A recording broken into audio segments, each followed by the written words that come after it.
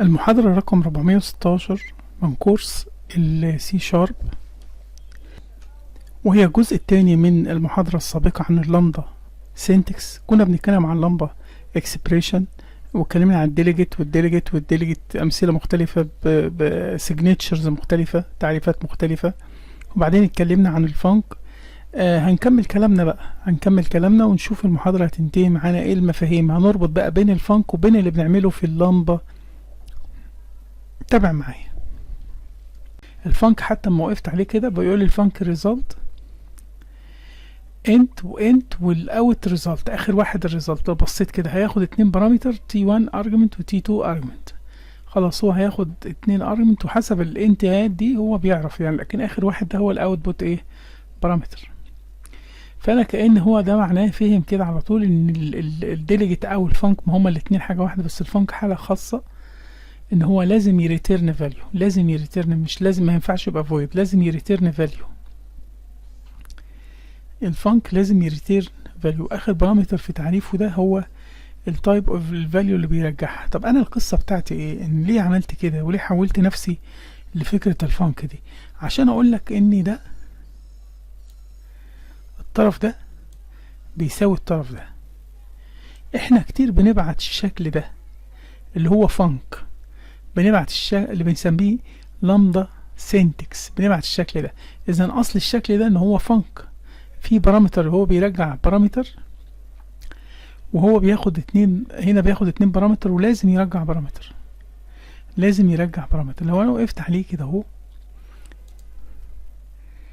كاتب لي 3 بارامتر، كاتب لي 3 بارامتر. لازم طالما فانك يبقى 3 بارامتر، يعني طالما بياخد 2 يبقى بيرجع حاجة تانية. الحاجة التانية دي هنا مش بكتب ريتيرن، لو سطر واحد هو بيريتيرن الكلام ده من غير ما اكتب له ريتيرن.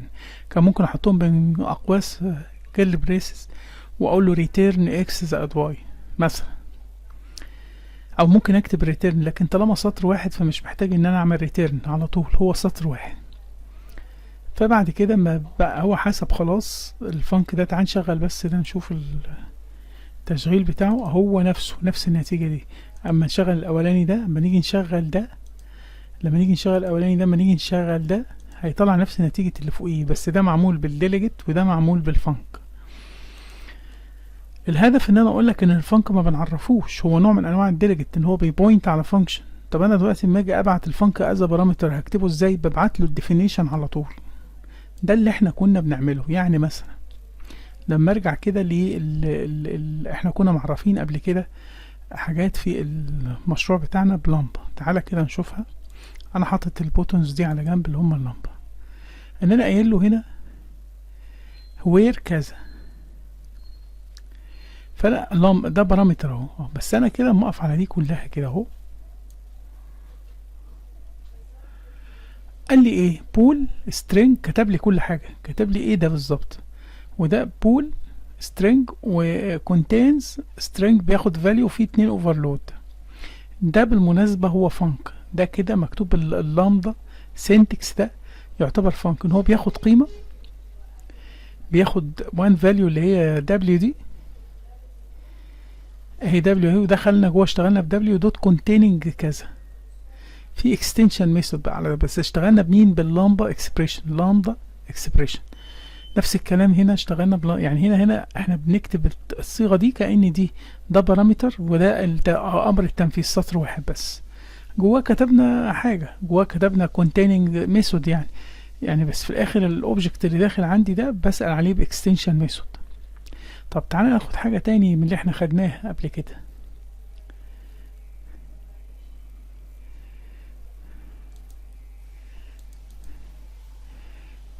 اهو السطر ده كنا كاتبين ده بالكويري سينتكس، وهنا كتبناه باللمبة. تعالى بنقول له ايه؟ بعت له w و w اكبر من، هيرجع ايه؟ لو انا هعمل كومنت على دي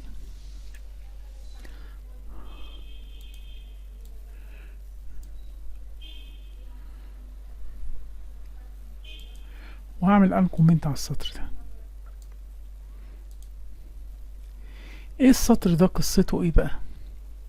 وير اللي احنا بنتكلم عليها. هنبص نلاقي حاجة، لو بصيت كده هتلاقي وير دي بتاخد فانك، لو قريت كده هتلاقي بيقولك بتاخد فانك. انت وبول، يعني بيرجع بوليان وبياخد انتجر. هو كاتب كده، لو قريت المستطيل الرمادي ده هتلاقي ان وير دي بتاخد فانك. الفانك ده انت وبول، يعني 2 بارامتر، لا هو 1 بارامتر، الاولاني الانبوت والاخير الاوتبوت، زي ما كنت بشرح لك دلوقتي. بربط لك انا المواضيع دلوقتي ببعض عشان تبقى فاهم الدنيا ايه. يبقى هو هيرجع بول، يعني بريديكت، اللي هو طالما ده فانك بس من نوع بريديكت، طالما بيرجع بول يبقى بريديكت. لو بيرجع void يبقى action. لو بيرجع اي حاجة تانية غير بول انتجر يعني، او اي داتا تايب تاني مش void لازم يريتيرن فاليو، يبقى فانك. هو فانك لانه بول، البول حالة خاصة من الفانك. طب انا دلوقتي بالنسبة لي الكلام ده كله اللي انا بشرحه مكتوب في المربع الرمادي.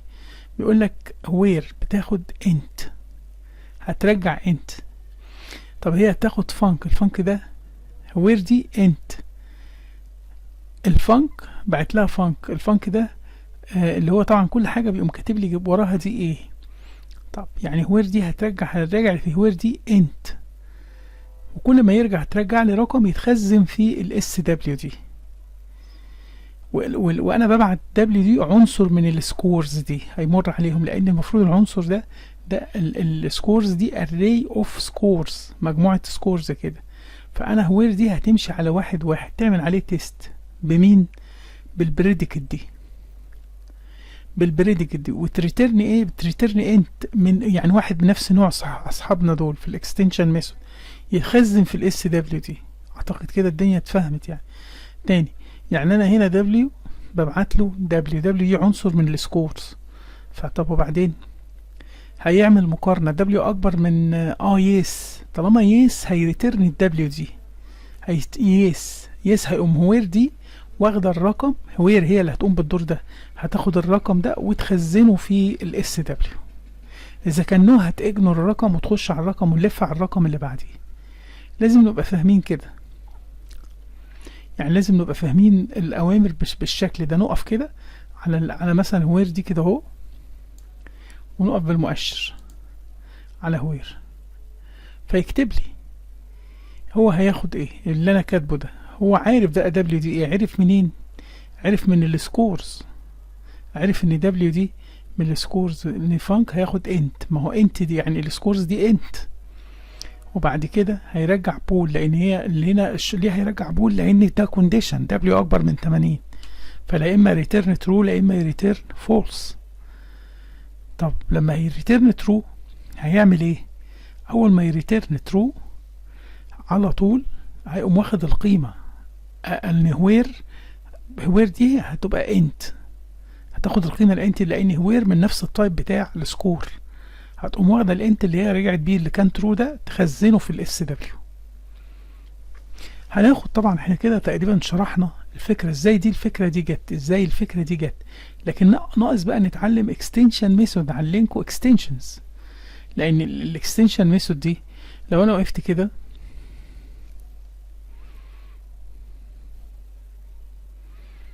هو كاتب لي بتعمل ايه، بتقول لي filter a sequence of value based on predicate. يعني شفت بقى الكلام، انت مش هتفهم يعني ايه بريديكت. ما البريديكت دي لما وقفت على وقفت دي اكستنشن ميثود، مش هتفهم يعني ايه اكستنشن ميثود. اكستنشن ميثود يعني ميثود بتأثر على الحاجة بطريقة ان اعمل دوت على الحاجة دي، بتأثر على اللي قبليه ده، بتسمع هنا. وانا طبعا لما بكتب له اكستنشن ميثود كده هو عارف ان دي اكستنشن ميثود اللي هي المستطيل المكعب ده وسهم نازل تحت وكاتب لي اكستنشن. بيعمل ايه ده؟ بيعمل اوفر فلتر سيكونس اوف فاليو بيزد ان بريديكت. بريديكت مين؟ اللي هو ده. ليه ده بريديكت مع ان احنا بنقول فانك او ديليجيت؟ ما هو الديليجيت هو الحاله العامه، البريديكت حاله خاصه منه لما بتكون الريتيرن فاليو بول، اللي هو حاله خاصه من الفانك. الفانك لما تكون الريتيرن فاليو بول بيبقى الديليجيت، بيبقى ايه؟ بيبقى سوري بريديكت، بيبقى بريديكت.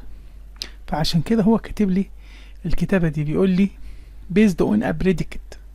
لازم نبقى فاهمين الكلام ده. الكلام ده كانت شرح في المحاضرة دي اللي انا اوريدي شرحتها لك في الملفات الاخيرة الموجودة في كورس الاوبجكت اورينتد بروجرامينج. بكده هنقف هنا في الجزء ده. يبقى احنا فعلا عندنا كمية معلومات مش بطالة في الجزء اللي هو يعني في الجزء الاول من شرح اللامدا سينتكس.